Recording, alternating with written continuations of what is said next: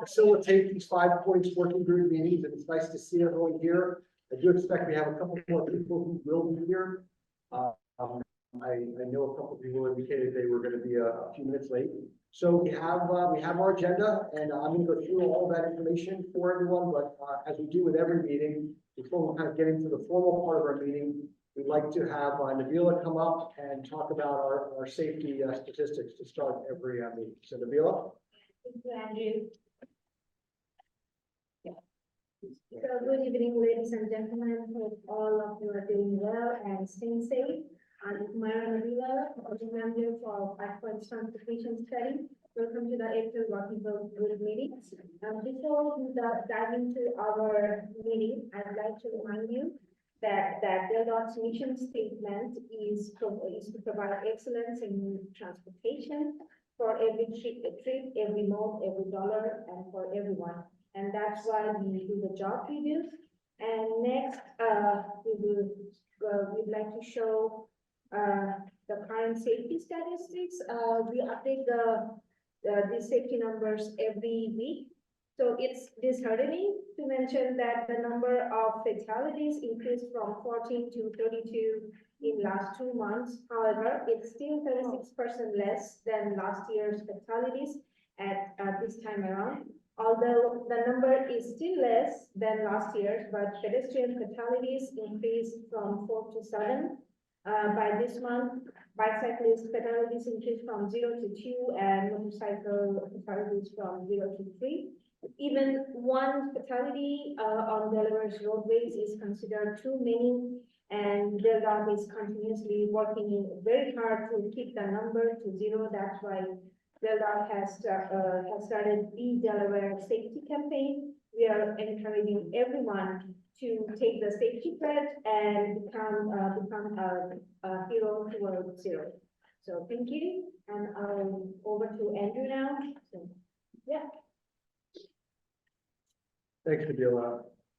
Those are so sobering numbers. You know, everything we do, you know, as far as the 5 points transportation work, our study that we do, you know, we're trying to get people around faster. We're always focused on congestion and traffic, but at the core of everything we do and should do for this group is to try to make everything as safe as possible. And so, you know, obviously we can do our part as DELDOT, but sometimes it also requires everyone just to slow down and plan a little extra time so you don't feel rushed and so forth. So, you know, that's not the numbers we're looking for here. So again, welcome, Andrew Bain. For those members of the public that are joining us through Zoom or that are here today, I say this every meeting, but these meetings are designed for the working group members. We very much love it when our public shows up. We have chairs here. We do offer the Zoom. I do encourage members of the public, if they want to join by Zoom. It'll save you the trouble of having to show up because these meetings are designed for the working group members. The questions will come from them. We do save time at the end of the meeting for whether you're here in person or joining us by Zoom for a comment. So we will remind you of that as we get closer to the end of the meeting. So in terms of our agenda, you can see that we will go through and do our introductions as we always do. Our kind of focus points for our presentation today are a couple. We have what to expect this summer. So we're going to give you an update on some biking information as well as DART at the beach bus. So we have a couple people from DELDOT, from DART. We're going to make those presentations. We also will be giving you an update on the pedestrian bridge. So that's something we have talked about before, the pedestrian bridge over SR1. So we'll be giving you an update on that. We always will end with our implementation plan update. And then, as I said, we will have public comment. And as always, you know, raise hands, ask questions, and so forth. We want this to be an engaged group. We do not set these up for us just to present for however long and then we all leave. We want your engagement and your involvement. And for the working group members who are joining us by Zoom, please just hit the raise hand icon. When you do that, someone will notify me that we have a hand raised and we'll get you on to make your comment. again, you'll have to unmute yourself and then go back on the same thing when we do our introductions. I'll come to you. I don't know, do we have anyone on, any working group members on by Zoom right now? Okay. Oh, wait, I see a hand. I can't read it though. Well, that's someone who's not one of our working group members. So, So, he's joining, as, on behalf of, Senator Husting. okay, great. Okay, Brandon, I'll come to you in 1 second, okay, when we do introductions, but thank you for letting us know that you're on. So again, in terms of, we're gonna now do introductions and I'll go over the notebook materials and we will just approve the minutes from our last meeting. So what I'd like to do, Nabil has already introduced herself. I'm gonna start with DJ, if you could just go around. And again, as a reminder, it may seem like I'm talking loudly. We have our friend, the owl. Who, you ask? The owl. No, that one. We're gonna start with DJ. If you could all just please speak as loudly as you can so we can capture it. DJ Hughes, and I'm the transportation professional on the committee. Pete Mattson, representing St. Jude's. Kathy Coleman, Villages of Five Points. Mary Rock, Historic Lewis Byway. Lloyd Schmitz, local resident. Yes, so the Steinbach Director of Planning for Delta. Bob Fisher, retired systems engineer, 30 years of experience at 5 Virginia, and now Delaware Departments of Transportation as a volunteer. Bill Davis, Sussex County Association Road. Mark Schaefer, Sussex County Council. Everybody, Scott Thomas, Southern Delaware Tourism. And John Riley, Sussex County Council. Todd Lawson, Sussex County Administrator. Okay, and Brandon, if you could come on and just introduce yourself and who you're here representing. Yeah, absolutely. Thank you, everyone. Good afternoon. This is Brandon Williams. I'm the legislative aide to Senator Huxtable, and I'm here on his behalf. Thank you for being here. And do Thank you you. see anyone else here that's there? Well, if there's any other working group members, please come on. You know who you are. So in terms of what's in your notebook materials that you have in front of you, and that is on the website, we do have an agenda there. We have our full presentation. We have draft minutes of our February 26th meeting. We have our list of upcoming meetings and the updated implementation plan. So pretty much all of that we will be working through in one way or another. I now want to just get approval of our February 26th meeting minutes. We did send that out. If there's a motion to, thank you, Lloyd. If there's a second. Second. All right, thank you, Mary. Does anyone have any corrections, updates, edits, anything that they'd like to see get added or corrected? Okay, I'm not seeing any hands. So with that, all in favor of approving the February 26, 2024 meeting minutes, please say yay or yes. Raise hands, whatever. Aye. Aye, I will do as well. Anyone opposed, say nay. All right, anyone abstaining? All right, thank you for that. So we're gonna get forward with our meeting. So at this time, I'm gonna bring up, I think we've got John coming up first. Talk about some bicycle safety and you know, this is the time of the year where we see a lot of people riding bikes, a lot of people trying to get to their job, a lot of young people. So we're always trying to focus on, and John's going to talk about that. I just sort of hit the ball out. Okay, thank you.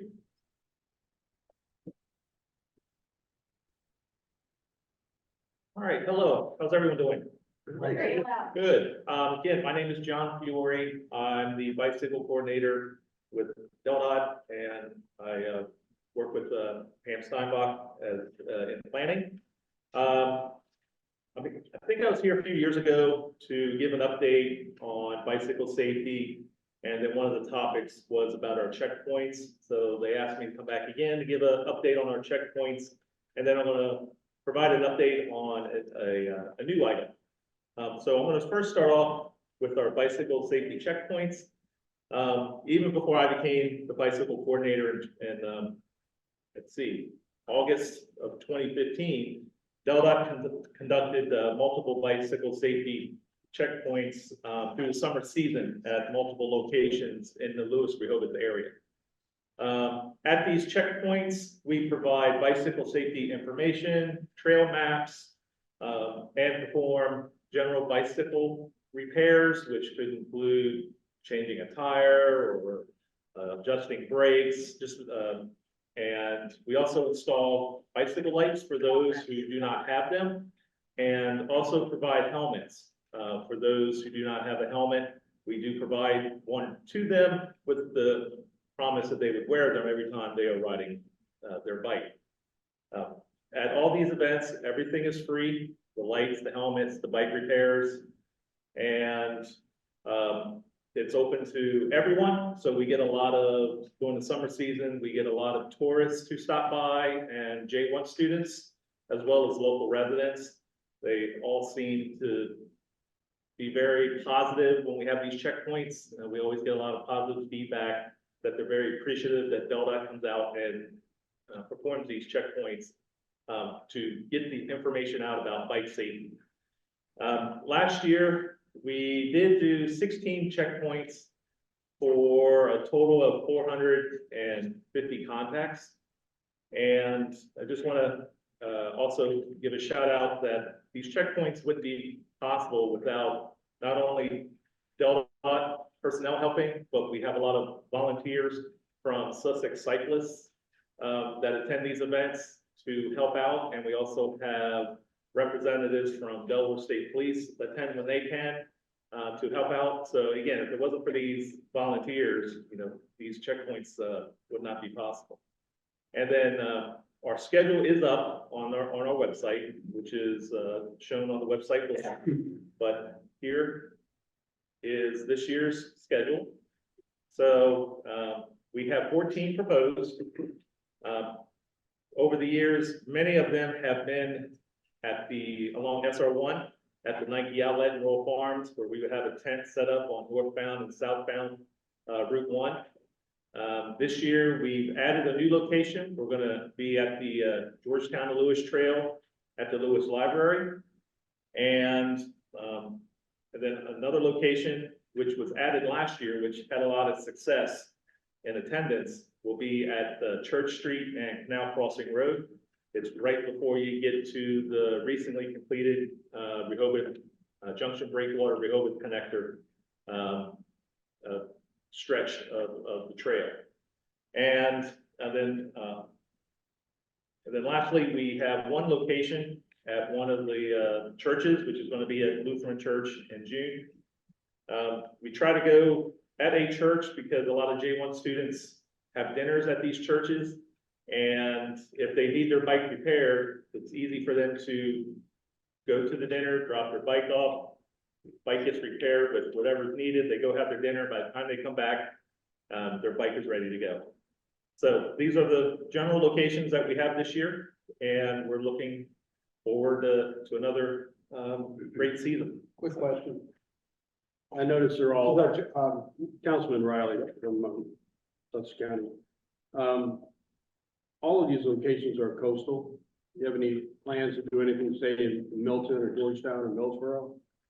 Points in between? We have not have any plans for those. I mean, the concentration in this area was due to the high number of tourists and the J1 students that are here during the summer season. And it's always been the focus to get safety information out to everyone, but a lot of the accidents that we had seen years ago were in this area of Route 1. And we haven't not had any plans to.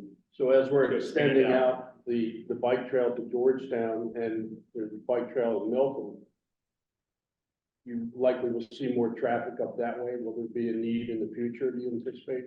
There could be a need, yes, in which case we could look at having locations there. This is kind of one of the reasons why the Georgetown to Lewis Trail is added.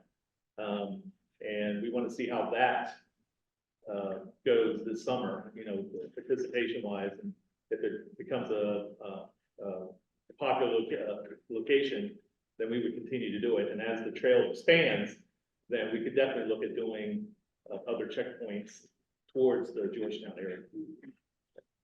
But this is certainly, there's many topics we bring to you that we're expecting you to kind of bring a lot of feedback to us on. This is one where we want to get this information out so that you all can share it, get people to the right place on the website.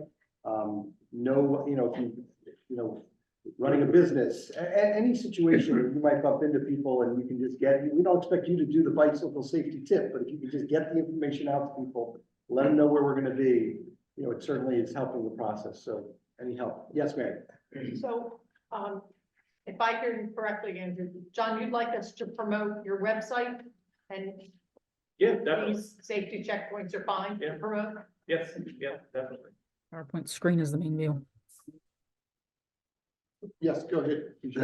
DJ Hughes, so John, this might be more a question for Shantae or maybe even Pam, but like at the Dot Summit that they have every once in a while, talk about bicycle safety. And one of the things Shantae talked about was, as we provided more pedestrian and bicycle accommodations, it has gotten more people out there, but we've also seen, as the data showed, an increase in, crashes involving pedestrians, bicycles, and unfortunately fatalities.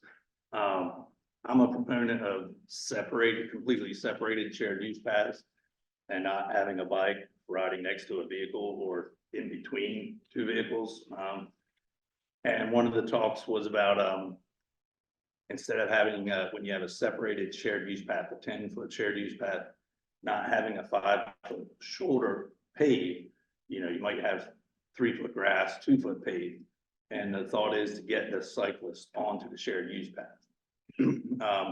But when we do developments, we're still getting our standard widen the 5-foot shoulder and do the 10-foot shared use path. Is there any update on where we're going with that? Are the Delta projects actually doing narrow shoulders and shared use path, and the development world just slow to follow, or where do we stand? Yeah, I can't really answer that question. I think that's one. Yeah, Pam? it's Pam, things, yeah. It's a very good question. We actually did, talk briefly to Mark Putz about that, since they did do a revamp of the road, the design manual, to be a little bit more flexible in the and such.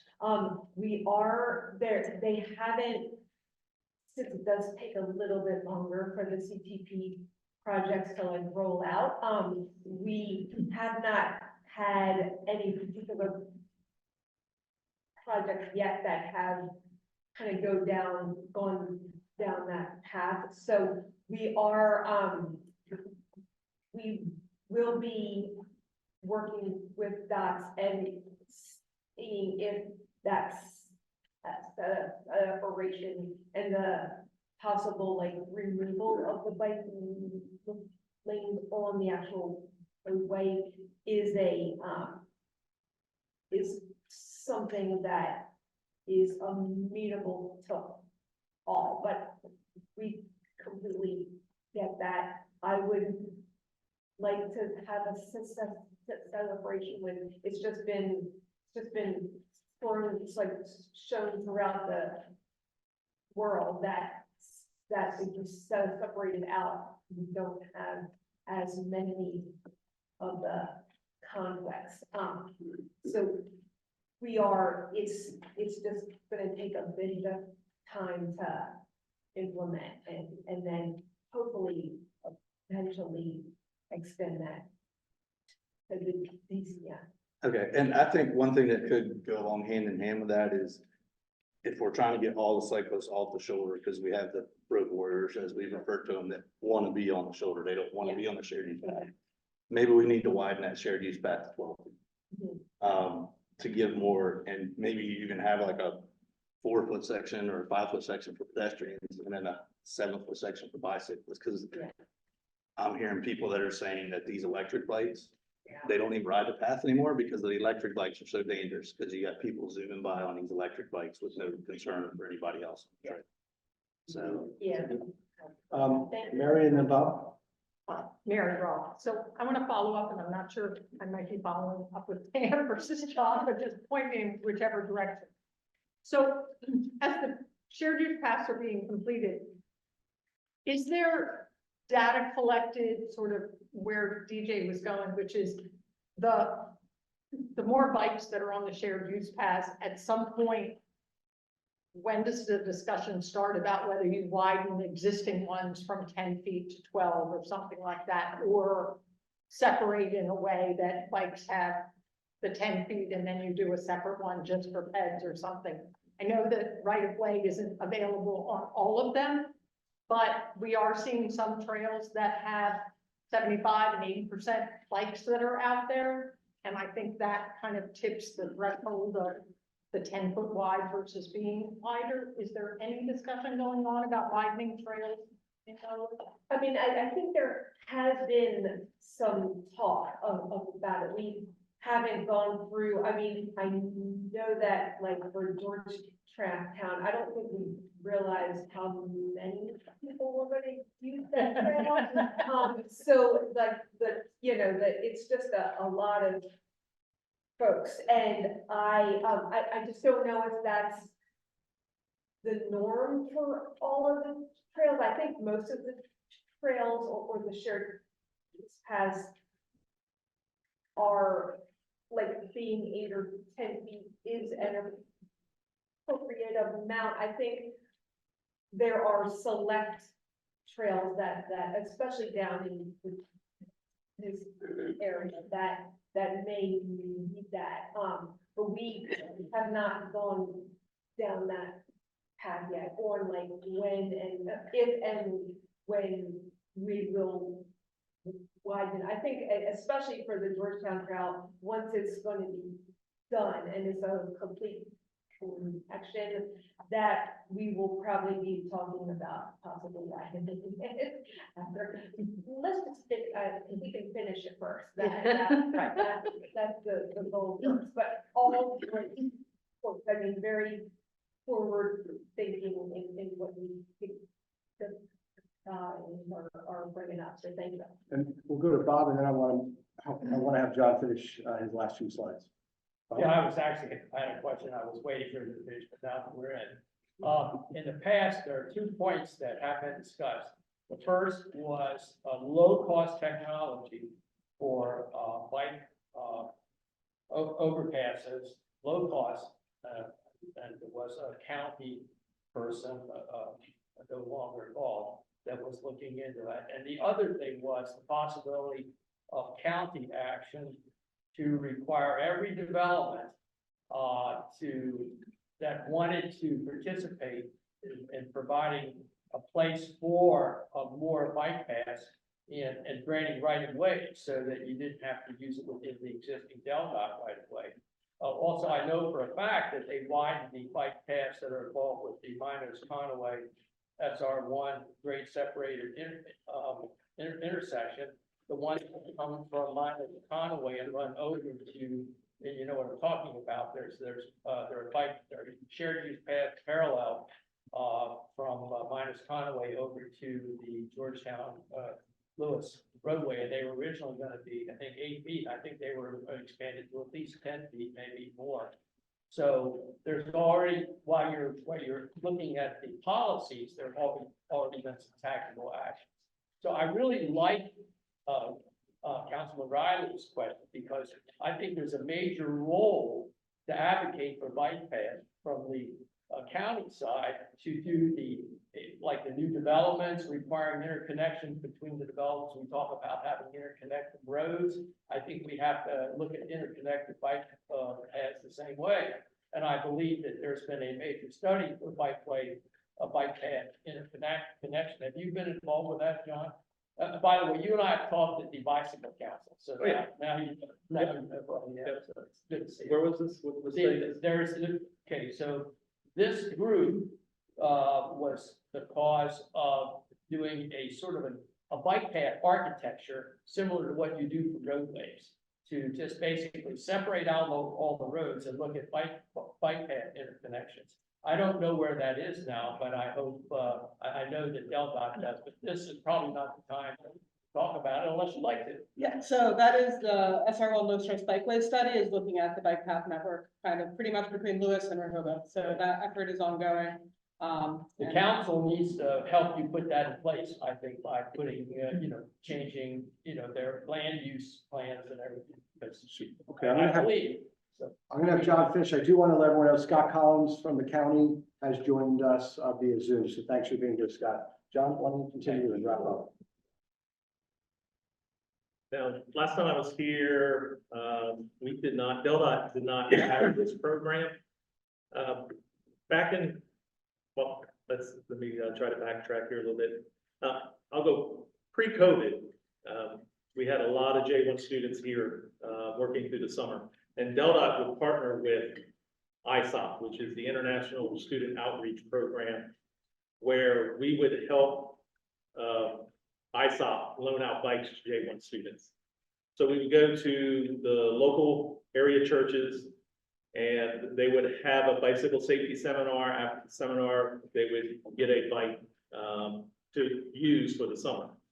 After COVID, ISOP lost a lot of their volunteers and the program was most likely not going to be able to move forward.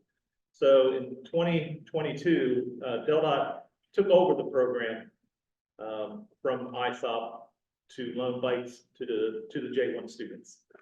And the program itself really hasn't changed, as in a student will have to take a bicycle safety seminar course that DelDOT conducts. And after taking that safety course and what we call a bike road test or bike rideability test, that student will be loaned a bike for the summer season. And we have safety seminars every Wednesday, which started beginning of April, and they last at least to the end of July. The students can go online and register for a bike. We have a bicycle reservation form that the student fills out, and then it's submitted. On that form, they also register what class, when they want to take the class. So on that website, they have a calendar of the dates for each class that is offered. We do have a cap of 30 students, and they select that date, and they'll get a confirmation email that their form was received, and that their safety seminar is on this date that they selected, and that they are to arrive at the Rehoboth Park and Ride. And once they satisfactorily complete their course, they will get a bike. Now, last year was the first full year that we did this program. In 2022, students were just starting to come back.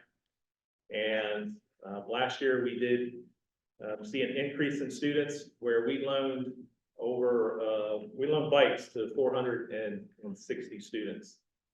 And this year, we're already exceeding the number of reservation forms submitted. Now, we only have 400 bikes in our fleet. So usually the reservations go pretty quickly. And what happens is, yes, we only have 400 bikes, but as you see, last year we loaned bikes to 462 students. What happens is you have a lot of students arrive in May and they stay to the end of June or early July. Those students leave. Those bikes are then retuned by our mechanics and loaned out again to the next group of students who arrive. So some bikes are loaned out, 2, maybe 3 times through the summer season. And we have 2 mechanics that are working at our garage. And we also, again, we have a lot of volunteers. We have at least 10 volunteers from the public that come in and help either with the class, with repairing bikes, with teaching the students, the safety seminar. Again, if it wasn't for those volunteers, we wouldn't have this program. And we have, again, at the bottom, we have a website for more information. Continue. So again, this is a lot of stuff I've already gone over. And it's we have students already here. The bulk of the students' arrival are next month. And so not only our mechanics, but our volunteers are gonna be, very, very busy, but again, they do a great job. And getting the bikes repaired and having them road ready for the students. So, and we hope to continue this program moving forward. Great. That's all I have. Thank you. All right, yeah, John Riley again. Just two things I want to get on your radar real quick. Number one was, I mentioned Georgetown, Milton and so forth. Bethany to Fenwick should be on the radar because they have similar issue with J1s. And I'm gonna keep saying this every chance I get, but where our new Hudson Park is at Cool Spring, where the bike trail crosses Route 9, has gotta be a top priority to, be looked at because somebody is gonna get killed there. So I'm just keeping that on the radar. Now, I would like to add that for the Bethany Fenwick area, there is a private organization there that does loan bikes to J1 students. They work out of the Mariners United Church off of 26. I think it's called ABC. And they have a group of volunteers and a fleet of bikes that they pretty much do the same thing we do. They take their students sign up, they take a safety class and they're on the bike for the summer. So, but they're a nonprofit and they work through the church down there. So again, we coordinate every year. I mean, either I'm contacting them or they're contacting us. We always have a meeting before the summer season starts to kind of pass along ideas, what happened, what went well the previous year, what didn't go well, and try to again make sure that we're both moving forward and maybe we can learn something from one another. All right, thanks, Sean. Great, thank you. Appreciate it. Now we're gonna get an update on DART, the beach bus service. Good evening, everybody. I'm Stranika Cherry Wall. I am one of the planners here with DART. Thank you for having me tonight. Just wanted to talk real briefly about some of the changes that we had. I don't know if you're aware of it. We did just complete our DART Reimagine study. However, the beach bus area was not included in that study. So we did a deep dive on our own to look at what we could do to improve it. And we found that we did have a lot of buses running around, especially late at night empty. So we wanted to see what we could do to get ahead of that and start correcting that. So for the Route 201, what we are going to propose to do on the weeknights, we're going to be reducing the frequency from every 15 minutes to operate every 20 minutes. So the bus is still out there 3 times an hour, but it's not going to be just riding around as empty as it has been. The same thing on the weekends. It started in the early morning. We were also running, thinking we're going to get this big burst in the morning that has never came to fruition. So we're also going to cut that back from 6 to 9 to operate every 20 minutes, as well as in the late nights, between 10 to 12, we're going to be operating every 20 minutes instead of 15. And then from 12 to 2:30 a.m., yes, this bus is out here to 2:30 in the morning.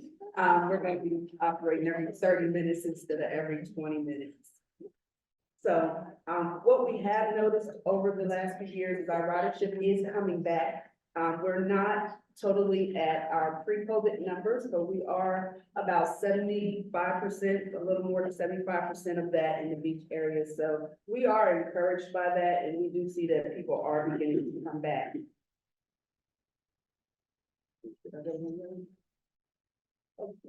The Route 203, the orange line, we are proposing to discontinue that route, partly because it's a lot of duplicate service. We serve most of that line on either the 201 or the 208. So we're gonna just reshuffle those resources. However, there will no longer be on-site service to Big Oaks Campground. So other than that, the rest of the resources will be put into the 204 and the 208. With the 204, we're actually going to extend that route beyond the Lewis Transit Center to take people all the way down to, the Rehoboth Park and Ride, giving people an opportunity in Lewis to just have that one seat ride instead of having to transfer at the hub. So that is one of the things we're gonna do that. Also, we're gonna reduce the frequency, because right now it's operating every 30 minutes. It will be every 50 minutes instead. We have been in contact with the city. I don't know if you're aware, the city is discontinuing the Lewis line this year. So, this is one of the things that we're gonna try to, partner with them to see how this works. And, yeah, we're gonna do that. Also, in the off season, that bus it's gonna just stop at the Lewis. It's not gonna go all the way to Rehoboth in the off season. And it will be every, 50 minutes instead of 30.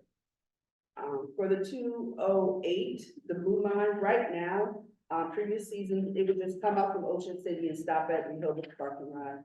Well, we do have a nice park and ride over here in Lewis, so we're gonna bring that bus all the way up, and it'll give people who want to go along Route 1 the opportunity without having to switch buses. This is crazy stuff.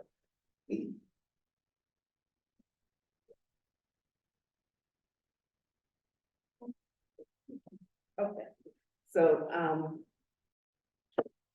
for the 208.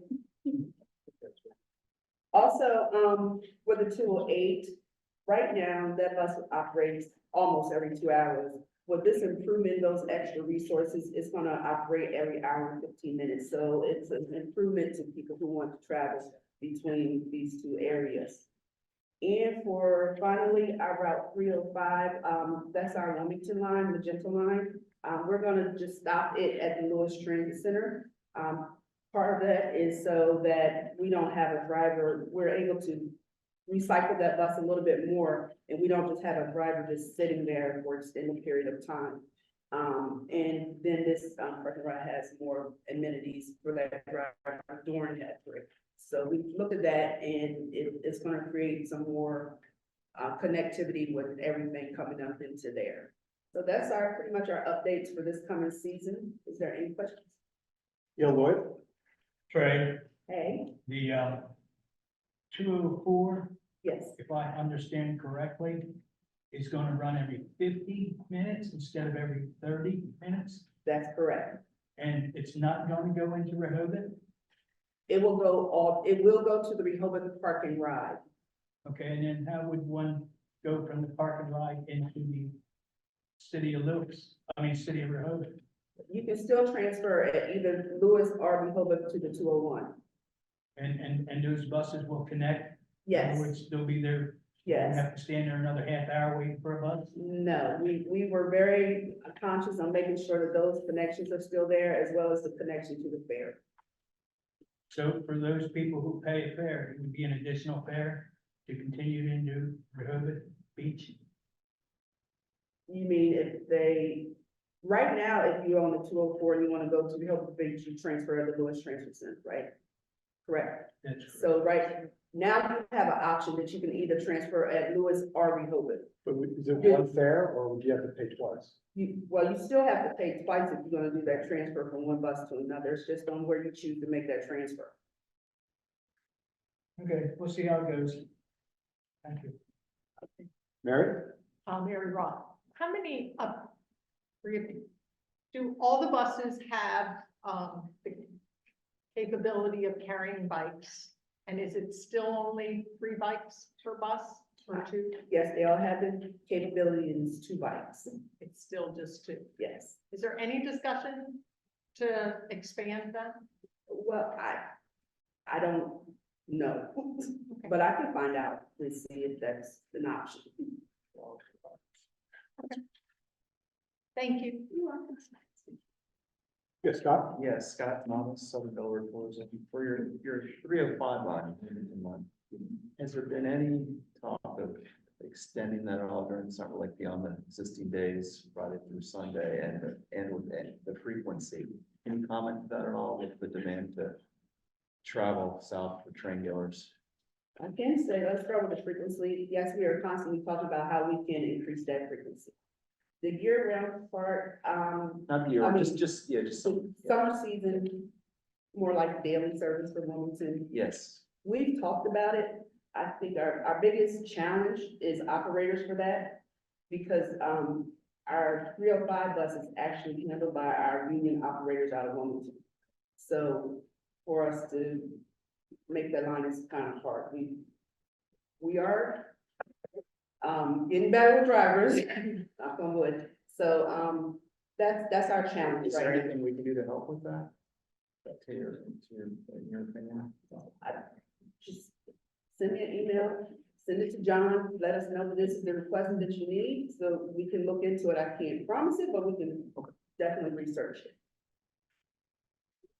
Okay, well, thank you for that update. And we are going to move on to an update on our pedestrian bridge. Leah, is that you or Mike? But I'm first. Leah is first. Right. Good to see everyone. And if y'all will bear with me for a moment, we're gonna try, the folks who are participating online are seeing our faces very big, but not the presentation. So I'm gonna see if I can quickly address that. That is- so that they do not have a That's compromise. not the right combination. Yeah, Small faces, big presentation.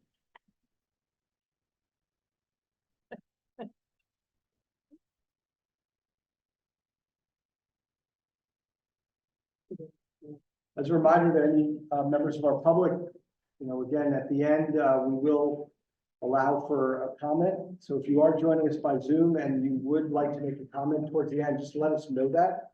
You can either include that comment in the Q&A, just write it, or you can just indicate in there that you'd like to come off of mute and make that comment verbally. well, I tried something, but we'll see if it works. And if not, I would like to remind everyone who is online that the full slide deck will be posted online. So anything you were not able to read during the meeting, we'll make sure you can subsequent to that. So. All right. Jump back over to our slides. So thanks all for coming tonight. We were back here last spring to discuss the pedestrian bridge update. And if you recall at that time, we were looking at two main locations for the 5 points vicinity. One was Shady Road and Marsh Road, and one was a little further south at Bryan Drive and at the outlets.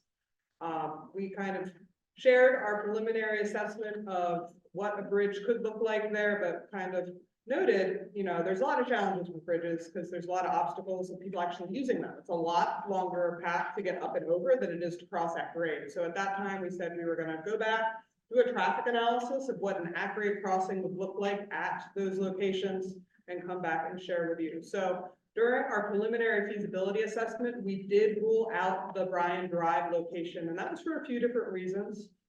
One is that there are a lot of overhead utilities there, a lot, and there's also very limited right of way. In addition to the fact that there's already an ADA accessible at-grade crossing within a couple hundred feet, and the sidewalk and pathway connectivity on either side of the road, although there are sidewalks along one itself, that broader network connectivity really isn't in place. So at that kind of level of assessment, we decided to rule that one out and really focus our study on Shady Road and Marsh Road. I think as most of you know, that's right out here at one, kind of between the IG Burton dealership and the Home Depot is where we were looking. And I know we talk about pathway connectivity a lot, but I know we have a lot of projects in the pipeline that makes it hard to track all of that. Yes, Bob? Good decision to rule out Bryan Drive and Tanger Outlet, because if you travel, you'll know that intersection is the major choke point between 5 Points and the Canal Bridge. It's in both directions. It seems to build up the longest queues first, and it's not even a major cross path. So somebody in Tanger Outlet or Bryan Drive has a lot of influence with LDOT. And I've had this constant debate with Gene Donaldson for years, and not just me. Speaker Schwartz also had it. He's not here to speak for himself. So as a side note, somebody at LDOT might look into why, and I'm a fairly good observer. I've been doing this for over 10 years in Delaware, in this area. Bryan Drive and Tangler Outlet, it's definitely an area that needs to be coordinated better with the overall, with all 6 or 7. I think there's 6 or 7 plans that Gene has during some time, which is time dependent. You put them in place and they're not adapted, so you put them in place and then change them manually. None of them work for that intersection with respect to the intersection north of them and south of them. So good decision not to make it worse by moving bikes across there. Thank you. Thanks, Bob. Yeah. So to kind of hone in on our more northern location, on this map here, you can see the existing trails and pathways in the steady green line. So the Georgetown to Lewis Trail at the top of the screen there. The pathway that kind of goes around the village is at 5 points. And then also some of the piecemeal pathways on Route 9 as well. Now in the dotted green line are new trails that will be installed as part of existing CTP projects. So the Minos Conway project is installing that trail that kind of comes down along Route 1, as well as a piece up here. Also, we have the Plantation Road project under construction right now that is installing full trail on either side of that road that will eventually continue all the way south to 24.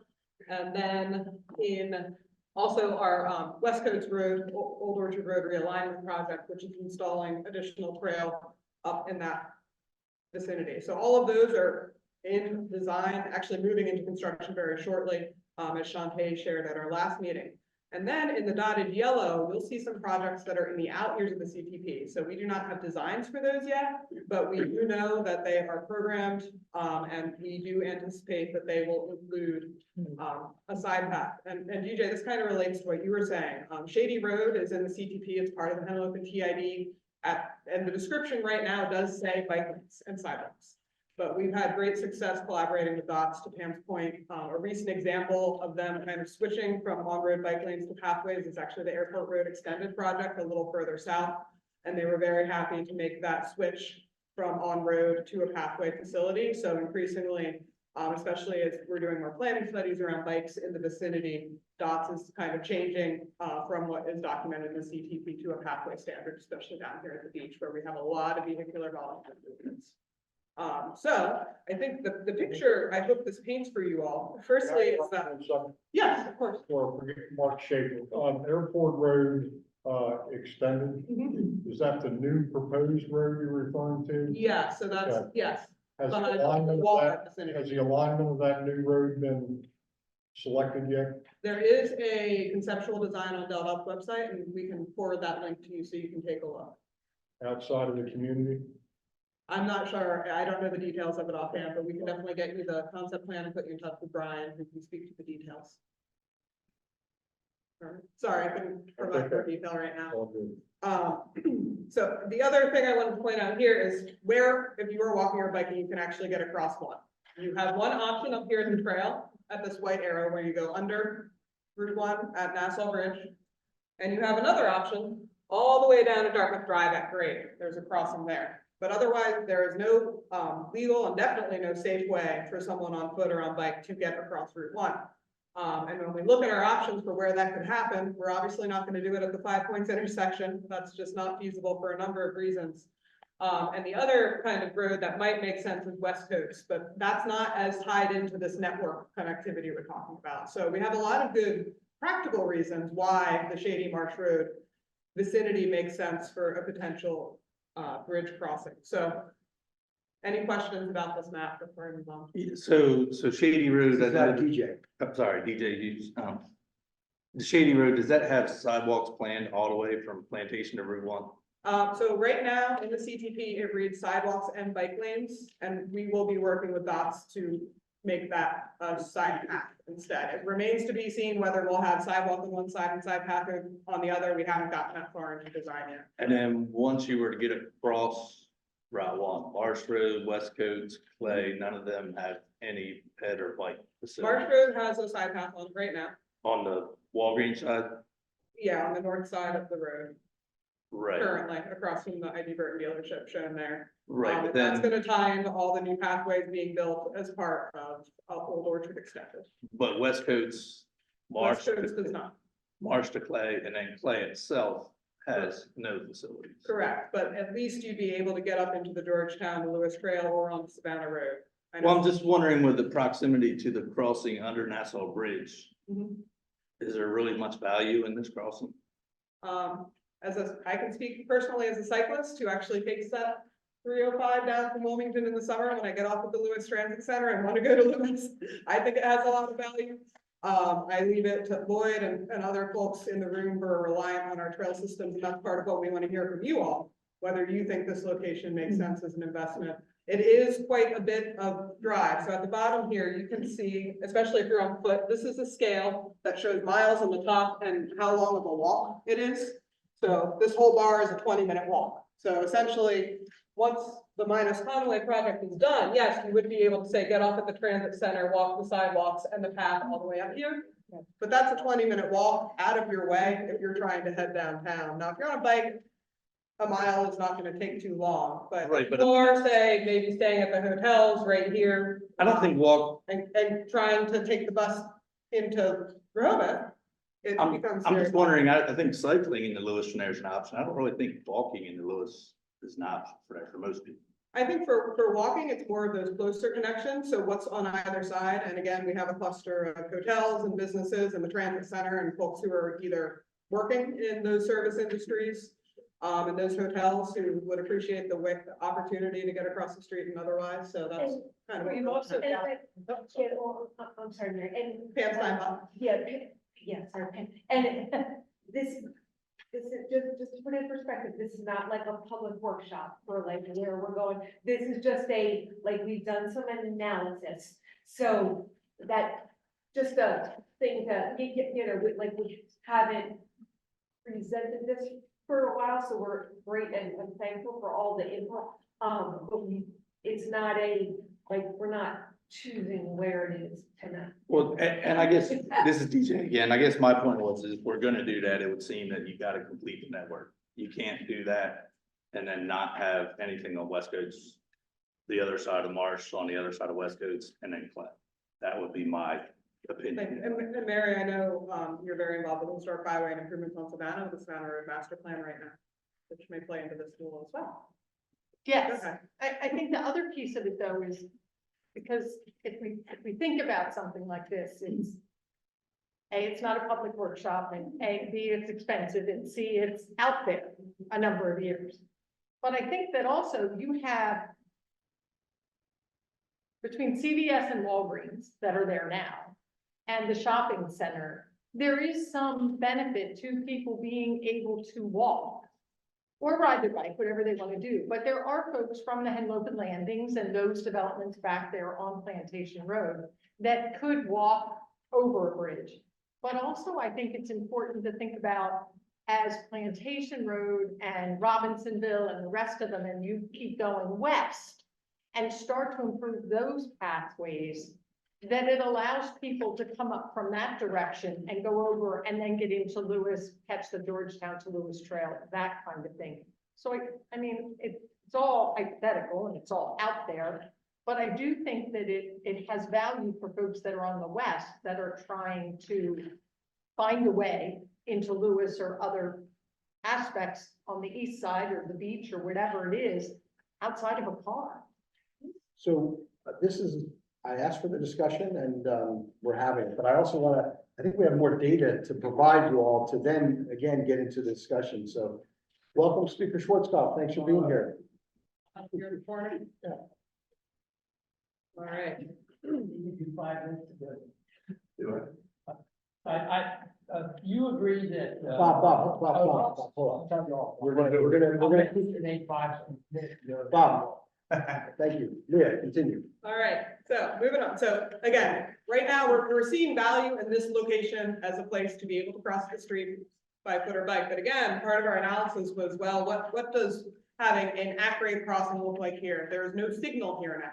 We cannot cross at grade without a signal. So we know, as I just shared, our nearest ways to get across the road if you're walking or biking are either 1.3 miles to the north at the trail or 0.7 miles to the south at Dartmouth Drive.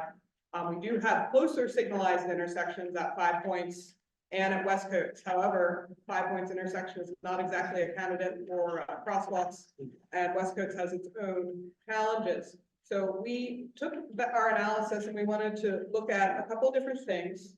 One was looking at potential changes at the West Coast intersection. There has been previous conversation at this body about, you know, we don't want to necessarily add new lights. New lights means new delay. What would it look like to relocate the West Coast signal here? So we looked at that, and also what would it look like to have an entirely new signal here?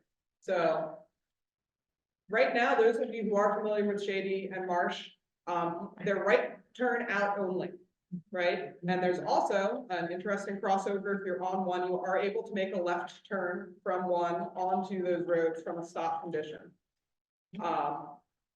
So we looked at that, and then there are crosswalks along parallel to one at both locations. They're unsignalized. So when you are crossing there, you're kind of dodging free, fast moving, right turning traffic to cross over the road in those locations.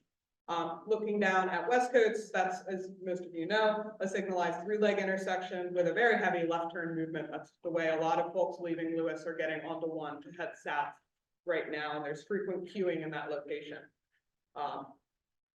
And again, you can get across. So we looked at two different things. One was just the addition of a brand new signal here. I think we can all look at this little drawing and see, wow, that's a really long crosswalk. Yes, it goes over 9 lanes of traffic.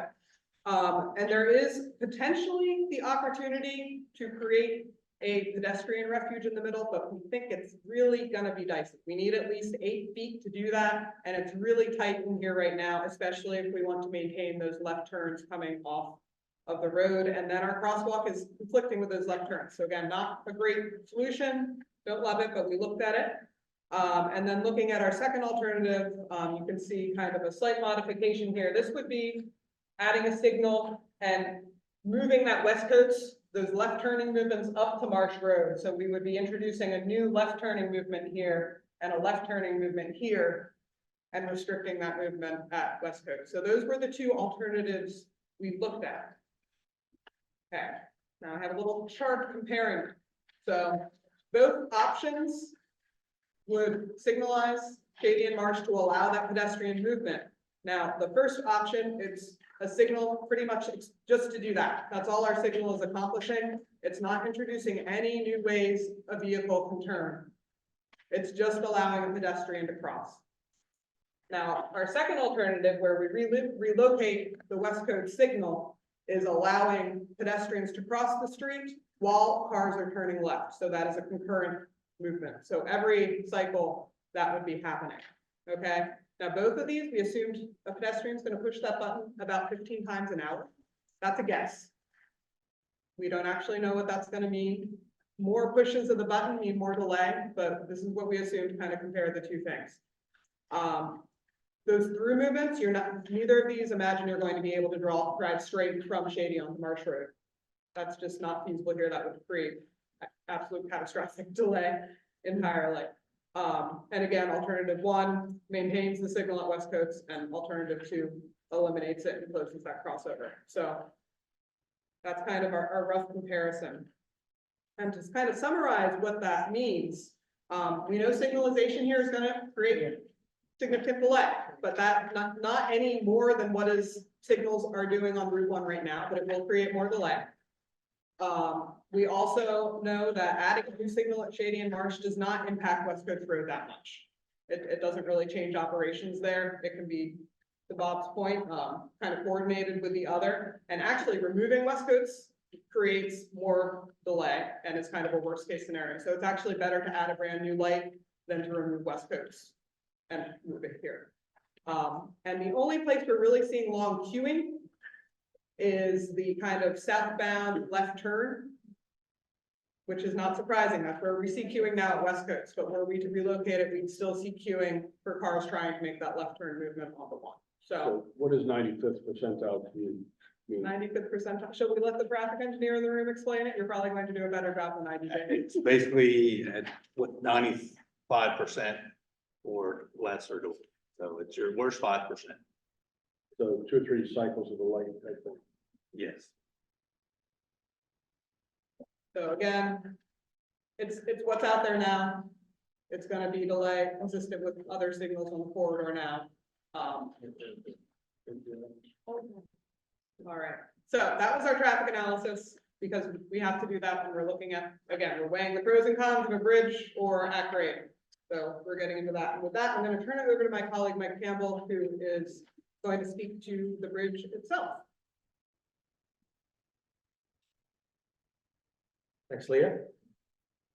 So now that we know about the location and why the location was selected, I wanted to just walk you through what a potential bridge at this location could look like. Just keep in mind, this is a feasibility study, so this isn't hard line, this isn't a final design, this is just looking at what a bridge could potentially look like here. Not only was this site selected because of its location, connectivity to the trail system, it was also selected because there is a lack of utilities overhead, which is good. There's decent amount of right of way as well, which is always good, and never the case on our buildup. The main span that you see on this graphic here is shown in blue. It's approximately an 80-foot long structure that is the main span over SR1. As Leah said, it crosses 9 travel lanes, so it's a pretty significant crossing. In order to safely connect the bridge to the trail network, on the east side, we'd be looking at providing a shared use path that will tie into the Marsh Road shared use path that goes to the north. And on the west side, we'd be looking at extending a shared use path from the bridge in front of the grottos to Shady Road. That would probably require a retaining wall and a fence to minimize the impacts to parking. As you approach the bridge, along the shared use path on both sides, we're proposing a mini roundabout to slow bikes and provide a mixing zone for pedestrians and bikes. As they navigate to the bridge or continue along, the option to continue along the existing sidewalks on SR1. The approach ramps they see here consist of 14-foot wide series of ramps and landings. That gets us up to the 22-foot height of the deck that's required for clearance over roadways. And that would also fully meet ADA requirements by providing those slopes. Stairs are also shown on this drawing on both sides. That would really shorten the distance and provide a more direct route for pedestrians, but it would not be fully accessible.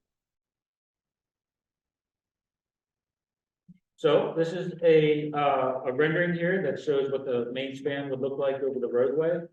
It shows the concrete support piers, the ADA accessible ramps, and steel truss structure. What we selected here and show is called a bowstring steel structure. And the 180-foot length for a structure of this type allows us to do this without putting a center pier in the median of SR1, which with limited space, this also makes this just a lot safer from adding another obstruction within the roadway, or by not adding another structure within the roadway. We also show on here a fence or transparent barrier along the structure. That's just to prevent objects from inadvertently being dropped over the roadway. But we really wanted to come up with a design that tried to keep the line of sight as clear as possible. We didn't want this to be overly obstructive. It maintained good views, not block views to the businesses to the extent possible. My quick question, yes, I know you have to have the ADA ramps. Do you have to have the stairs? You do not, but it provides, and I'll show you in the chart, a much shorter span, and that's a whole design part of this. So this graphic will answer your question. So this gives you a little better understanding of the crossing distances for pedestrians who want to cross over Route 1. Starting at the bottom here, you can see the at-grade crossing is 124 feet. It's relatively short. The red and gray option shows a series of stairs and a 180-foot span there, but it's still compact to where the crossing is. So it's, visually, you still feel like you're crossing over the road and not having to walk a long distance. As you move to the blue ADA accessible route, we have approximately 350 feet of approach ramps on each side for a total span of total crossing length of 980 feet. And then the yellow, which is crossed out up here, represents 400 feet of access ramps, and they would be installed at less than 5% slope. So you wouldn't have that ramp, landing ramp.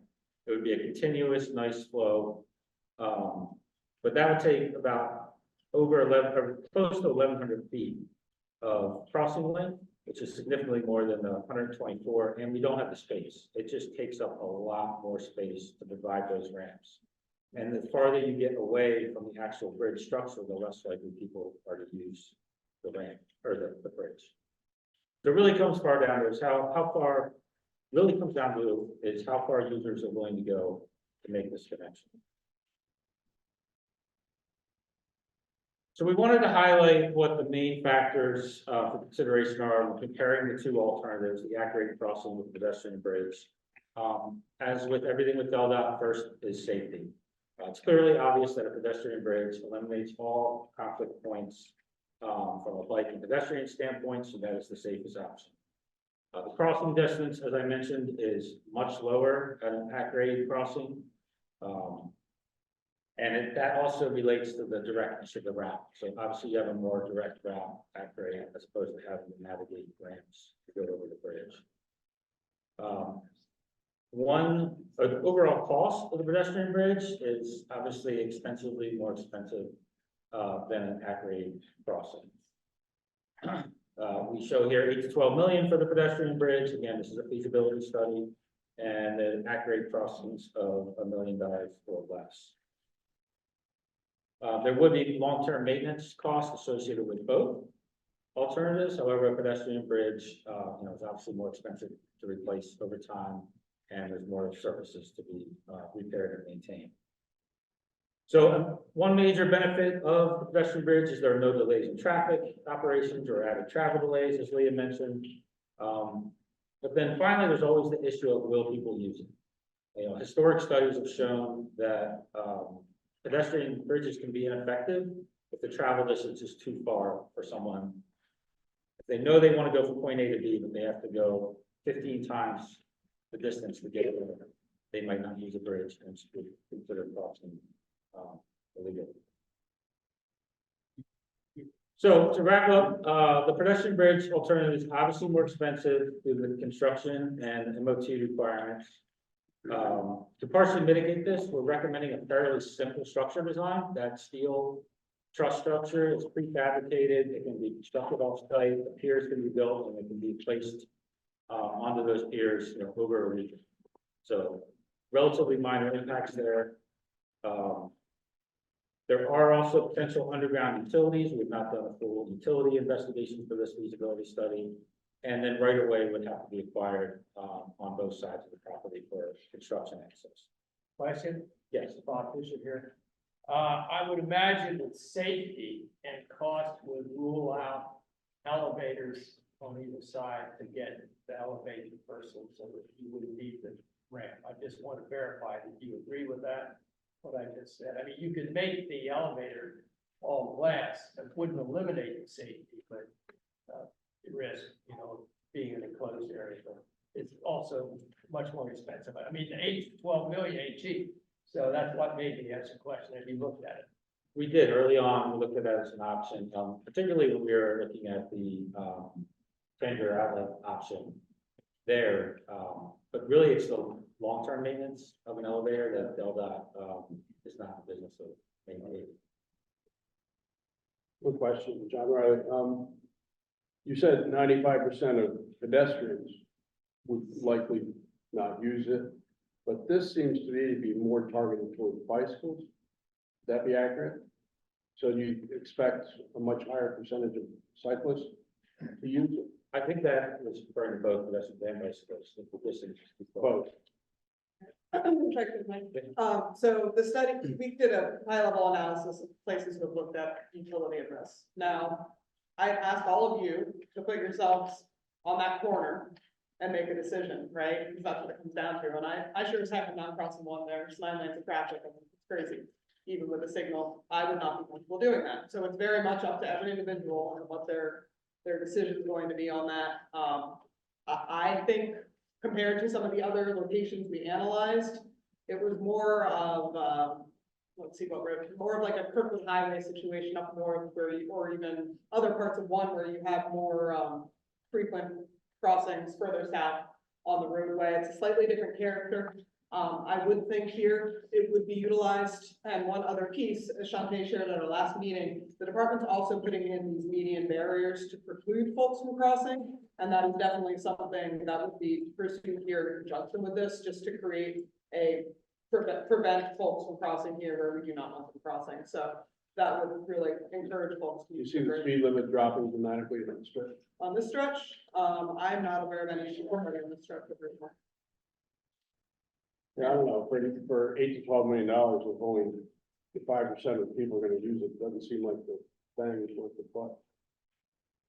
Well, yeah, and I think like Lee was saying, that was just due to some research that it, you know, like, as Leah said, it depends on the patient and all of that as to, we just definitely, you know, we don't want to build something that isn't going to be used. Right. But, you know, the option of playing Frogger across is also not, that's option either, so. Yeah, and that's why, like, you know, this is just the first phase of looking at it, and I think more and more, you know, when we keep this in the forefront, that hopefully, and we get some more, you know, especially at the workshop, we would love to be able to, not just the working group, but the, you know, have this. DJ? Yeah, I mean, I agree with Councilman Riley. If only 5% we're actually gonna use, it's not worth it, but he showed the 3 different options, like the one was a really far distance. I would assume that as those distances decrease, that the percentage of people that will use it goes up. I know there is a lot of studies out there that say literally people just, they want to go from point A to point B, the shortest path, so that's why they don't use it. But like I said, I would assume that, you know, the 980 or the 180, obviously if it's the 181, I would think you'd have a lot higher percentage of people actually using it than the 980. And then, as Lee said, I think in conjunction with this, you have to physically make it impossible for anybody to cross that grade. And that's one of the reasons we want to provide the stairs as well as the ramps. Back to your question, Andrew, so that we shorten that distance for pedestrians as much as possible. Yeah, and the Councilman Raleigh's point too, the ramps are good. Are you allowed to ride your bike on a ramp, or do you have to actually get off your bike? Every place I've been that has signed cyclist dismount. Well, there's signing and then there's enforcement. Walking, but if it's clear, they're gonna ride. Well, I was gonna say there's signing and then there's enforcement. You can put a sign up, but if you're not gonna enforce it, then. And I will add, the other kind of decision-making piece we have to add is if you do have a signal there and someone's pushing the button, they're gonna be waiting for a significant amount of time to cross, just because Route 1's gonna have the priority on travel, right? So in addition to the kind of decision-making of the safety piece, also it's waiting. You probably are gonna be able to clear walking up and down this thing faster than you're gonna get a walk hand signal if you have those in place. So, and to somebody's point earlier about how many bikes can be handled on the buses. If there is a need for people from Wilmington to ride a bus down to the Lewis Transit Center, say, then ride a bike into Lewis, then maybe that 305 route would be the one to look at to see if you can maybe have, you know, 8 bikes on there or something like that. Just because, you know, if you can only have 2 and then you got 4 people that want to do that, then we're gonna have to wait for the next bus, basically. The 305 bus is actually an MCI, and you're able to put the bikes underneath the bus, so it actually holds more than 2 bikes. Okay, great. Just that bus. Right. Bob, okay, real quick. I'd like to point out that the ultimate solution for both throughput, long-term solution for both throughput and safety, and unlimited opportunities for at-grade crossings of bicycles and a 25 to 35 mile per hour lane is to have a double-decker highway. The top deck is 55 miles an hour limited access. Underground is 25 to 30 miles an hour. It gives you unlimited places for bicycles to cross. You can start the fundraising for that now. I always proposed a plan I already proposed the plan and no one has any interest. Did you get the Powerball? Did you win that $1 billion? No, but there are lots of developers in the world. It's been talked about for 30+ I'm having a deja vu moment. Yes, Kathy, go. Kathy Coleman. I think that location is particularly good for this type of overhead crossing. Because in part, I don't think that that's an appealing location to walk across. So I don't think we have a pattern that's already been established where people are trying to walk across there. So this location, I think, is probably one where you would see a better percentage Right. actually using it. They're not used to crossing there. Yeah, they're not used to crossing there, and we don't have residential areas that are immediately next to that crossing where you're gonna get people who are gonna try to scoot across.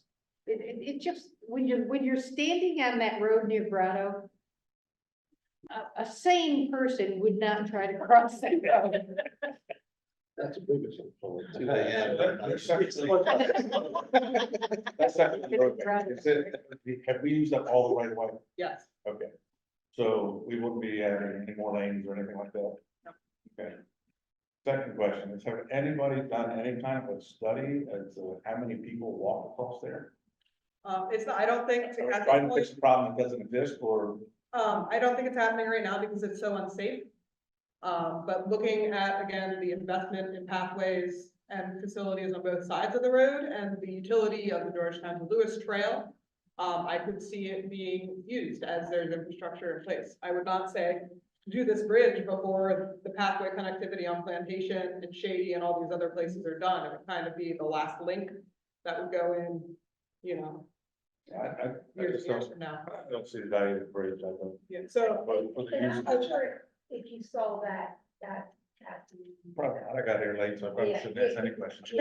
That's just a good schematic on all of the existing. So- Yeah, Just to remind everyone that, you know, this was something that we were asked to look at. This was generated, you know, kind of bottom up, if you will. Bottom doesn't sound right, you know what I mean, from, you know, and we, you know, we have diligently looked at it and we want to take this out and get public comment and kind of go, you know, get some of that input to try to see, you know, I'm not sure this is the type of project that you're ever going to see, you know, real consensus on, like everyone just saying that, you know, we all have to do this. So, you know, at some point, we're gonna get all that information, we're gonna get all the public feedback. And, you know, the county, the state, and elected officials will have to decide, is this something we wanna move forward with or not? But it's certainly not a done deal. We're really just trying to get more information and get more discussion. Yeah, Mary. Mary Roth. So I think that it is a really good discussion because as we talked about earlier, Georgetown to Lewis is not wide enough. Understand it's got to get finished before that conversation takes place. But it's not wide enough. And it's either more right of way is going to have to be found to widen it or something. So 60 feet there. you can't just keep saying, we're gonna send everybody to Minos and have them use it, because it's already a trail that isn't wide enough now. So I do think the conversation has to continue about finding a way to safely cross one. And if I could speak to kind of a couple of comments, including Councilman Riley's, of whether this is for pedestrians also. Fred, I don't want to put you on the spot, but if you're coming down on the bus from the south and you get off at the transit center and you need to get into Lewis, you have to either wait to make a transfer on the bus or, which sometimes takes 20 minutes, half an hour, given how frequently these buses are coming. But also, someone could get off at that transit center and work right across the street at the hotel. And that's that. They're just stuck there waiting, and that's time out of their day. That's them driving instead of using the bus and saving on all that. So I think as the department continues to invest in pathways throughout the area and in transit throughout the area in an effort to alleviate some of the congestion problem long-term, because there's no way, you know, we need to start making meaningful moves to kind of mitigate traffic where we can. So folks who do live within 3 miles or are getting off at that transit center have a way to get to a destination that's pretty close without having to kind of wait for the road. Did you consider the possibility of a tunnel? We did. Okay. Unfortunately, the water table is very high here and the ground is very sandy. We did look at it, and also the tunnel has the same kind of, that ramp requirement is just as long, and you need a lot more space to build it. So the traffic impacts of constructing something like that would be insane. Like, I don't know. Yes, Bill? Bill Davis. So, I mean, it sounds like the transit center was put on the wrong side of the road to me, being in simple terms here, because that seems like you keep going back to that. Like, I travel this area all the time, and I can say between Dartmouth to the trail, if you're on a bike, it's not the end of the world. But maybe what we need to look at is, because I think this is crazy spending this money for 5 people a month that are gonna use it. I think maybe we look at the Lewis Transit and trying to time that better. Then if the issue is getting them from this side of the road to the other side of the road, then maybe you time the bus service a little better to get those people that are coming in from Wilmington, and or Uber, although heck, it's cheaper in the end of it. Make a drop off. Take a long time, Just drop off on one side or the other, your choice. So- Add 5 minutes. Again, all very good discussion, and, you know, we're capturing this, and we're gonna look for other discussion, so, We have a question from working group member online, Scott Collins. Hi, yes. So appreciate your presenting all of this. I know there's no easy answer to some of these questions, but I'm curious about the persona, what are the demographics of the people who are likely to be needing to cross Route 1? Are we looking at, mostly students who are here for work, or are we thinking they're residents who live in communities that are somewhat in proximity to this? What are we thinking that I think has some influence, because, older members of our community, probably the stairs may be a bit daunting to them as they age. But if you're talking about students who are here to work, that might be a completely acceptable option. Yeah, I think we are looking at, for folks working in the service industry for sure, on both sides of the road, who may need to catch a bus northbound or southbound on their way home. I think we're also looking at residents. I cannot speak for those residents. I do not live in these communities, but if you do live on Plantation Road and you want to go to the beach, I know when I'm down here in the summer, I do see people with beach chairs and coolers on the Georgetown Lewis Trail right now who are avoiding traffic by biking to the beach. And that's one less car on the road creating traffic. I cannot speak for residents of Plantation Road as to whether they would use that or not. I think that's what we hope to hear at the public workshop, but in that case, we would have that benefit as well, as this increasing connectivity comes into place. So. Thank you. all right. Thank you, Scott. We're gonna move forward. Just wanted to wrap up that, and the note here that, so we will be taking this documentation and it'll be part of the low stress bikeway study. So that's where the pedestrian bridge information moving forward will be housed, and you can learn more about it.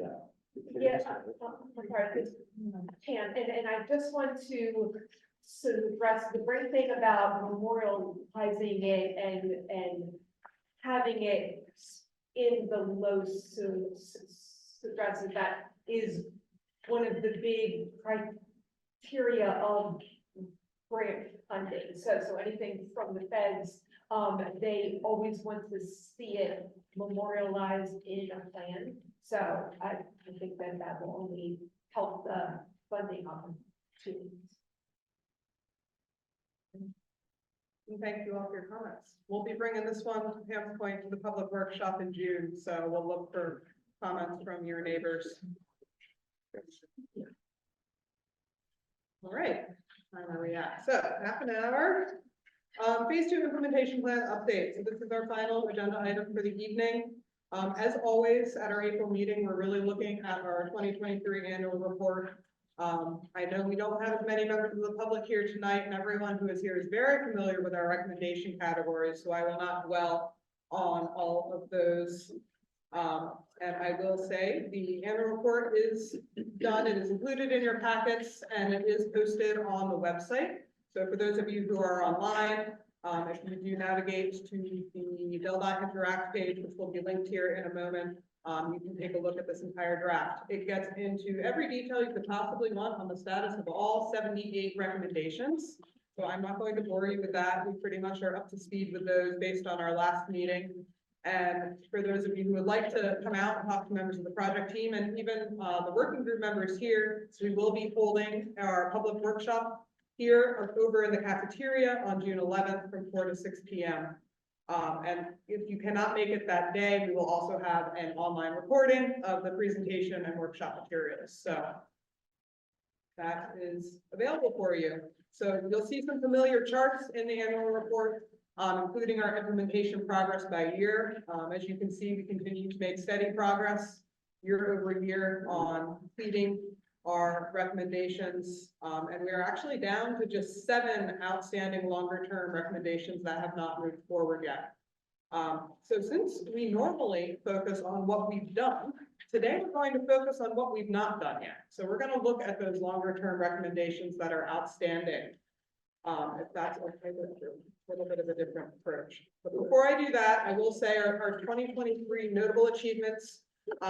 We didn't have too many big things to check off the list this year. A lot of things are in construction and approaching construction that are our bigger projects. So as you know, that railroad swing bridge came out. We did have some minor intersection improvements with a new signal at 9 on Conway, which has helped, as well as some conversions of two-ways to always stop. We heard a lot of favorable feedback on that at our last meeting, as well as the big win John's team had with securing that $20 million raise grant for the completion of the Georgetown to Lewis Trail. So those are our big wins for the year as we move forward. But looking at our longer term recommendations. So I broke these out by category. So you can see here, our category A is largely in hand. Everything is happening. Most of them are, 6 of them are complete. Only one remaining is in progress, and that should be wrapped up soon. We have 2 longer term recommendations in category B, 1 in C, and 3 in E. So most of our in progress work is in categories B and D. So our multimodal initiatives, as well as our kind of beautification policy improvements. So again, we're going to jump into those 7 outstanding longer term recommendations. And the first of those is B11. And I'm glad Speaker Schwarzkopf, you came in because I think you'll have some valuable feedback to share on this, which when we first met a number of years ago, there was a thought of, you know, we want to make sure that if there are cost savings in projects within this area, that those savings are reinvested in projects within the study area. Now, I think we all know, especially the past few years, projects aren't costing less than we think they're going to. They're almost always costing more, especially with inflation and a lot of those. So there's very, very rarely, if ever, in recent years, savings to be reinvested. So that is one kind of response to this. And also, we have a TID now over much of the 5 Points area, and there, all of those funds that are invested in the TID stay within the TID. So we are capturing all of those dollars. But I was curious to hear from you all. You know, this is kind of one that really would take legislative action to do, but it seemingly is not particular a savings we're realizing. But Pam, I don't know if you have anything to add on this one. Yeah, we just thought from, and especially from the Henlopen thing, that we weren't exactly sure if this was something that we should like keep on there, or if we can mark that as complete, just being that, like, yeah, has said, the cost savings are not normally what we see, and the fact that we have that state. So just wanted to kind of throw it out there to get the working group members' thoughts on if we could mark this complete or if it needs to be. I'll add one more thing that, you know, when this sort of came up to the surface and became a recommendation, this was at a time when there was a lot that needed to be done in this area. And there was sort of that feeling like we're not getting the investment down here, so let's keep everything here. We don't want to lose anything. I think what Shantae at the last meeting was able to demonstrate is, you know, we're in the billions of dollars that's now being $1.4 billion that's being invested here. So there's a focus on this area. There's funding coming to this area. Couple that with the fact, the difficulty that this is going to require a mechanism that we don't have, Delta does not have at their fingertips. This is gonna take legislative action. You know, our thought was coming to you and saying, in many ways, this is complete by virtue of the emphasis and the dollars that are flowing into this area. But we wanted to see if there was anyone who felt differently or had a different viewpoint. Well, that's what we're here for. Yeah, Councilor. I mean, here we go, Mark. I mean, the conversation we have among ourselves frequently, with time to time, is the money that developers put into the kitty for road improvements. There doesn't seem to be any accounting mechanism where they can point to something that is actually, that money's been spent on this. You know, and I, you know, there's always that wondering in our minds, I guess, you know, are they taking that pot of money and using it throughout the state rather than right at the area where it was generated from? I can, just a few things on that. So all of the, as part of the like, in the fees to like, so that your application and stuff, all those go to, I think, the general fund. That's not, we don't see that funding. And then for the fee in lieu for the sidewalks, that does go into a pot that just, that Don was for. We use that funding for projects. And then if there's any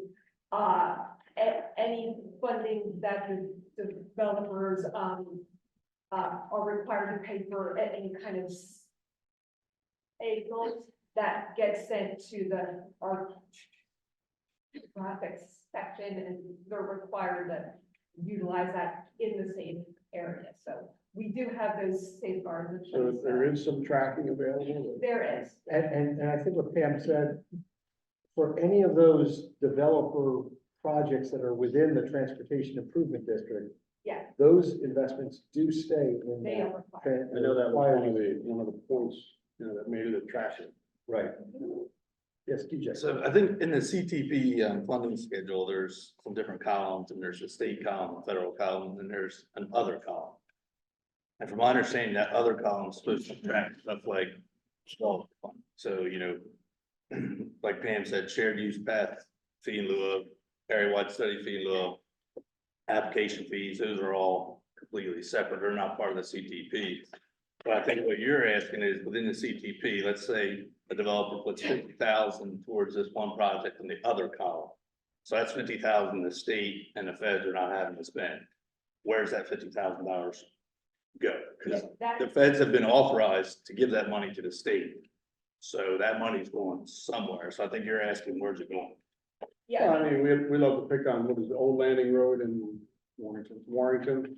I mean, every single development down Old Landing Road is taking money for a circle or something. Yeah, over $1 million. Yeah, I know. And so a lot of money in the kitty somewhere, yet that intersection never changed. Not that I think it needs to necessarily, but. Yeah, Pete. We also have projects that have been built for 15, 20 years that were supposed to put money up. And they were never made to put money up at the time, but they said, for example, down at the IHOP, where they're getting ready to do that crosswalk, that intersection there were developers that were supposed to pay years and years ago, and they were told that you eventually have to pay. And then they forgot about it. They literally forgot about one of the developers owing X amount of dollars into this thing until they got started, and then they went and said, hey, you owe us money. I'm like, for what? So it's a very loosely run program with the developer money. Kind of to my point. So is what, there are a lot of issues that we can spend a lot of time talking about, but I'm wondering for the purpose of this, it sounds like not that the recommendation is the recommendation, this B11, but it almost sounds like what I'm hearing from a few members of the group is it's to edit the recommendation almost to be that there's a better way of recording and being able to track dedicated funding and making sure that that dedicated funding is either still in the kitty or is being spent to something where it was dedicated. Is that? I think that's fair. I think it's important though, that, I mean, between what you two have just said, if you have 4 developers that for this one intersection here, and they put up $500,000, say, and then you're taking $500,000 from other projects, they're looking at this project and not having any money, so they're not gonna work on it. No, I understand, but this recommendation is about cost savings for projects and trying to get that to stay in the area. And what we're saying is that's gonna Stay in the area, yes, but, okay, we got off on this, but the developers. It's different, but it's related, Right, so, but it's important too. yeah. We're hearing what you're saying, and I'm just trying to tie it back to, we're at the stage where we're working through our implementation plan, and we've got a round, square peg in a round hole here with this, B11, and we're trying to figure out how to address it to move forward. The reason I bring it up, case in point, every week of my life, I get somebody that says to me, why aren't these developers, paying money to fix these roads? And my response is, hey, they are, right? There's a whole, where, And like, it's hard to say, well, here. Basically, for B11, you just want to be able to say that we're taking any overrun or any cost savings that are discovered somewhere along the line and keeping them in the TID. Right, but there's probably That basically be enough. very little of that. Well, it's obviously broader than just the TID, but, and that, I think what we've been told is that would take legislative action to be able to actually do that. Is that what I'm being told? Well, yeah, so, Pam, I mean, the CTP project thing, I don't think those funds don't exist. There are never extra monies from capital projects to use. And I think the developer piece is another component of it that I agree is related. And Pam, it sounds like we will be able to provide some more documentation. Yeah, I mean, on that process. I think what I'm hearing is that it's not necessarily in the 5 points area, but that there is a request to have some more maybe documentation on like how all of the fees that like come in, how they get, How do they sent get to allocated? certain, yeah, but that's not a 5 points thing, that's a Delta thing, so I think because they all happen the same way up and down the All right, street. well, I got my point on the radar, okay, Yeah. good enough. Yes, Bill, So- and then, I'm sorry, I'll go to Bill and then I'll come back to you. So back to this part of it though, I guess where I get hung up is it says, you said never, but then up here it says almost all projects end up costing more to design build. So that sounds to me like But not always, Well, and maybe there's that chance. I did not go through every single project in the history of Del in this area to be able to say that, so But you did I say, verbally did, and I thank you for calling me on it. I did not go through that inventory to be able to say it, so almost never is accurate. So, it's DJ again.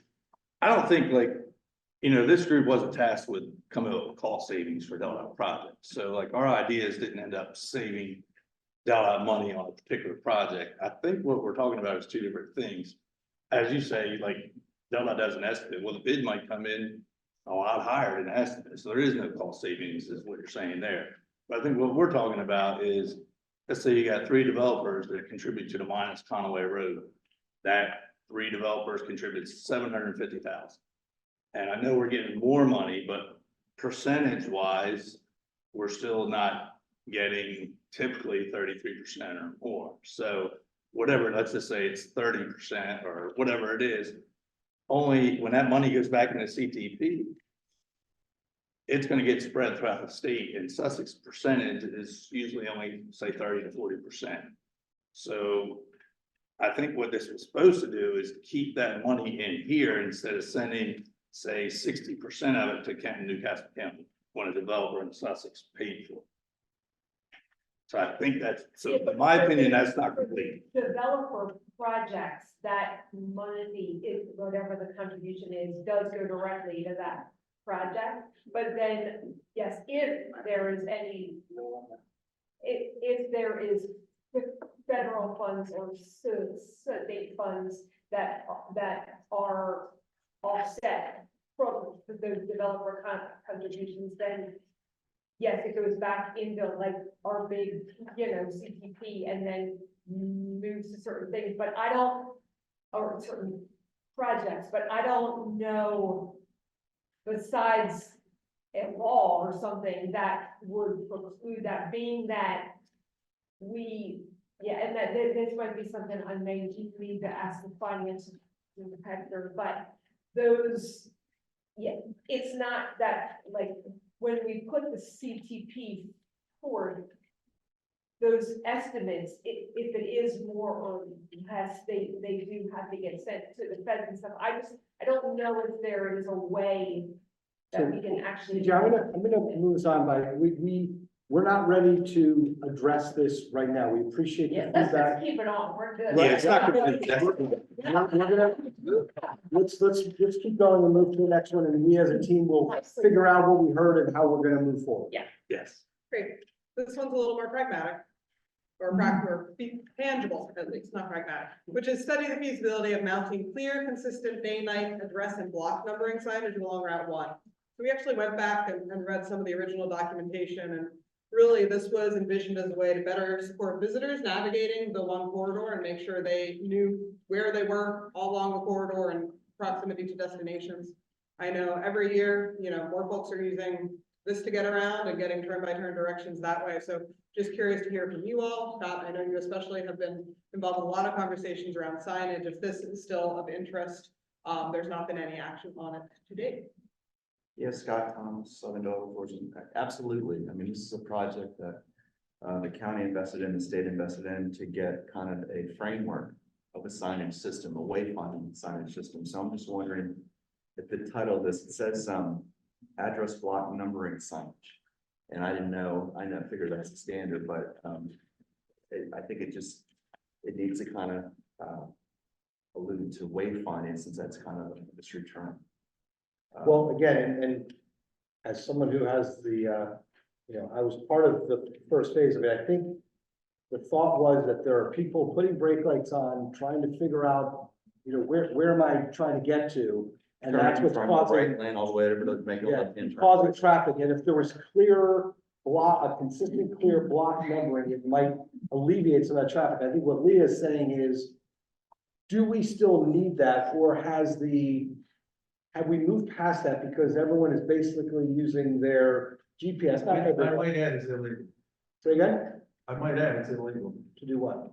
to sit there and mess with your phone while you're driving down the road. No. I'm just saying, No, that. everybody does it. I agree with that. Everybody does it. That's how they get around that. Well, but my thing is that they've already put it in there, and the voice is saying, it's gonna be here in 30 feet, 20 feet, now turn.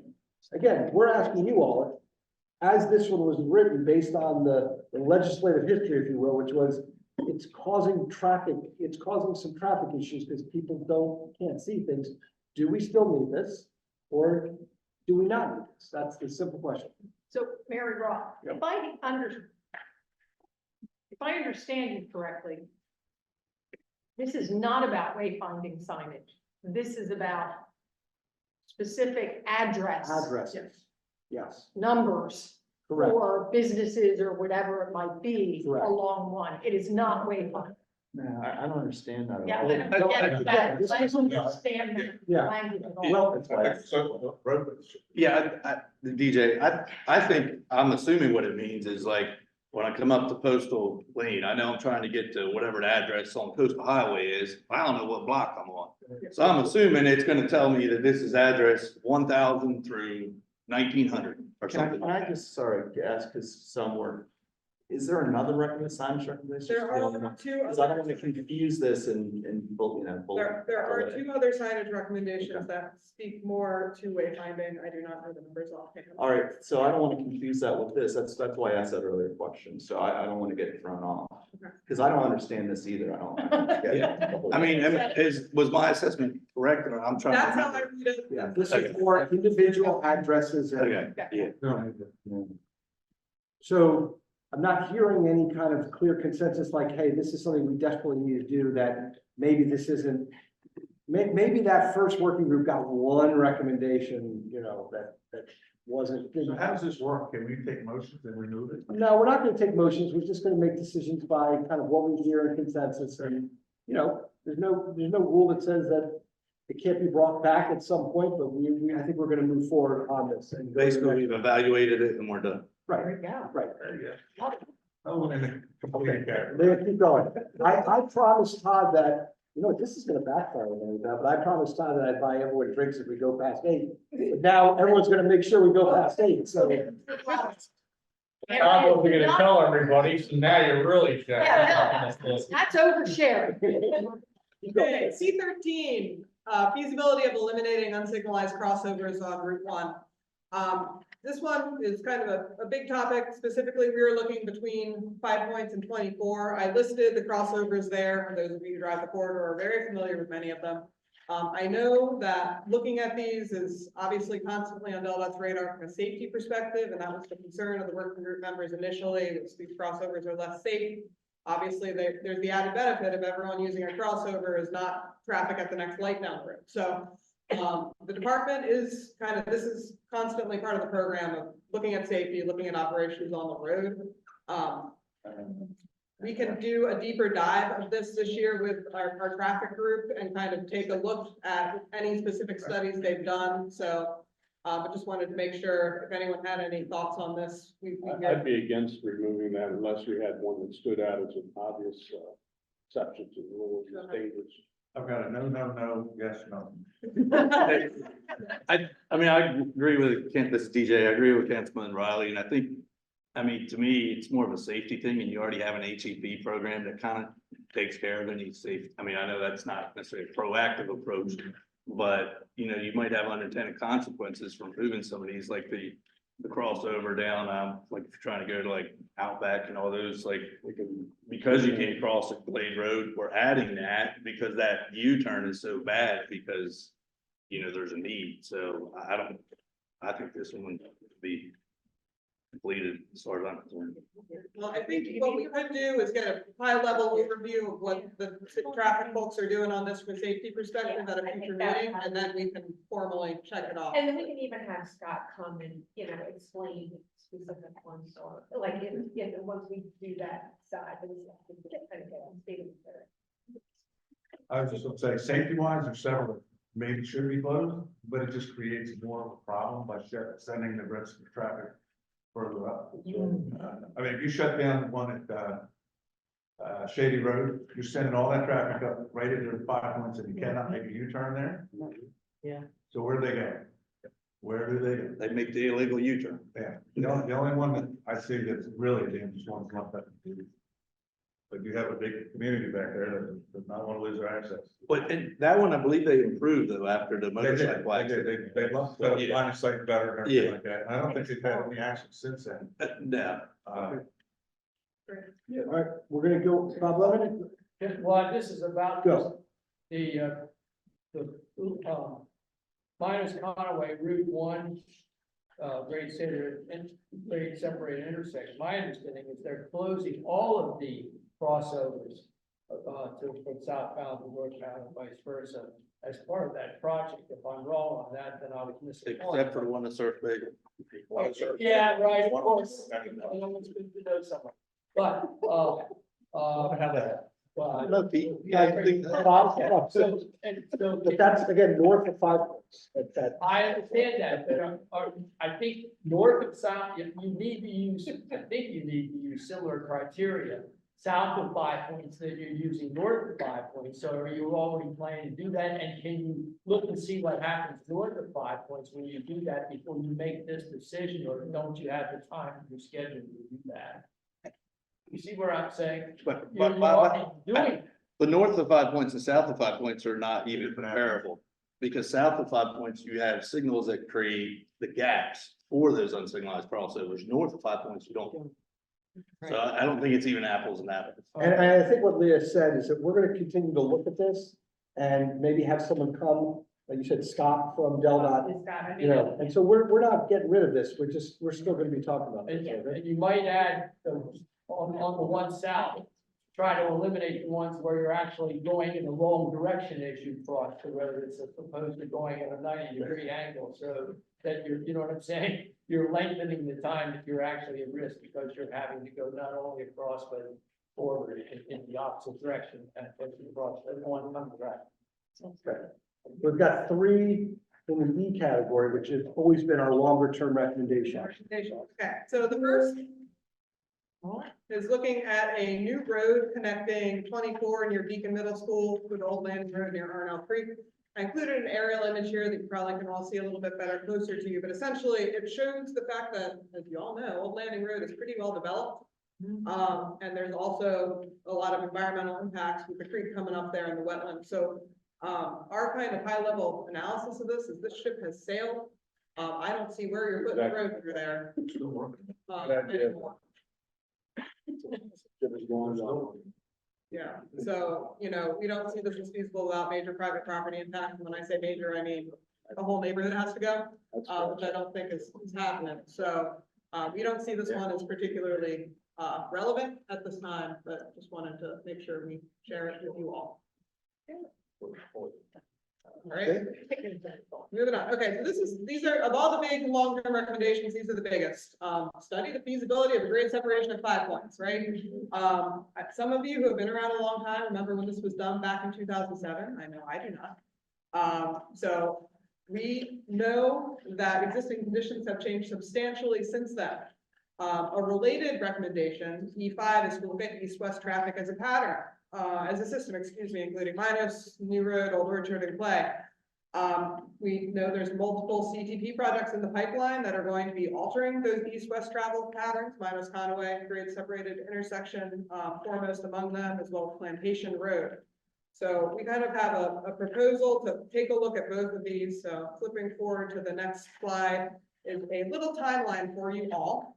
On the top, you see those 3 capital projects that we've identified as having the most impact on traffic operations east-west and around the 5 Points intersection. Plantation Road, as you know, is under construction right now and will be wrapping up by 2025. Old Orchard will be starting soon and wrapping up in 2026, and Minos will be wrapping up in 2027. So as each of those projects come online, traffic flow and operations and how people get from home to Lewis and from Lewis to home is going to change.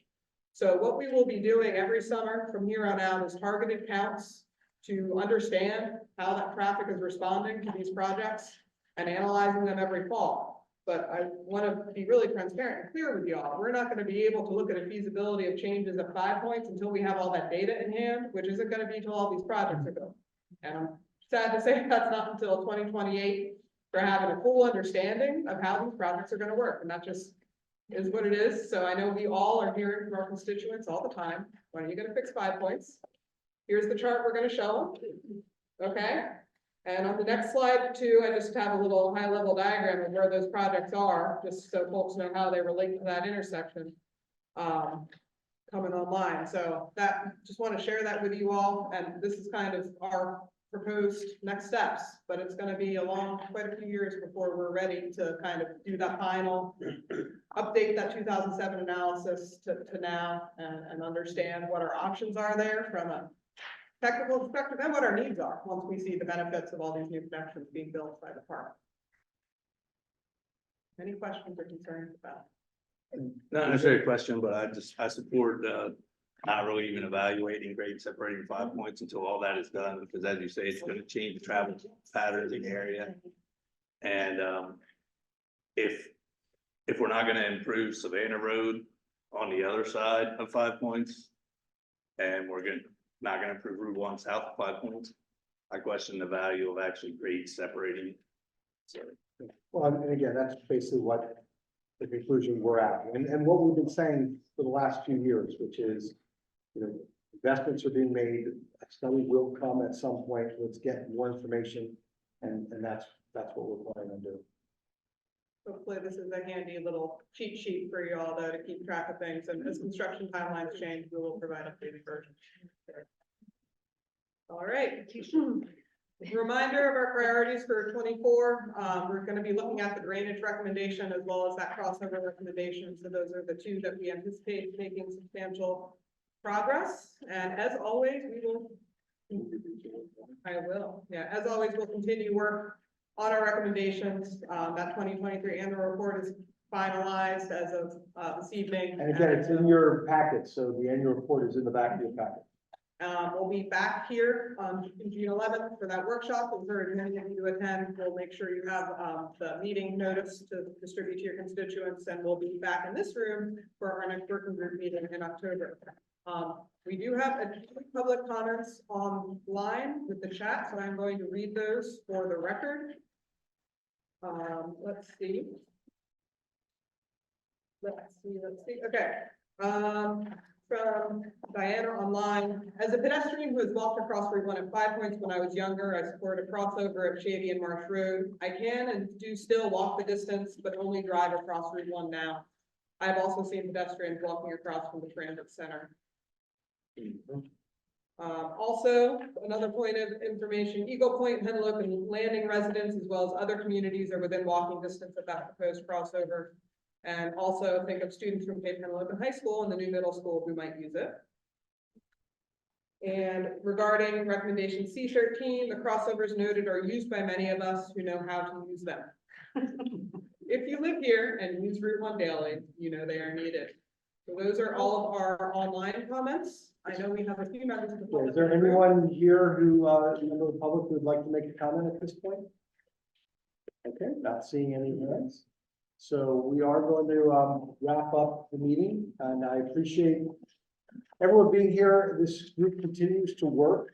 We thank you for being here. We thank you for engaging with us when you're here.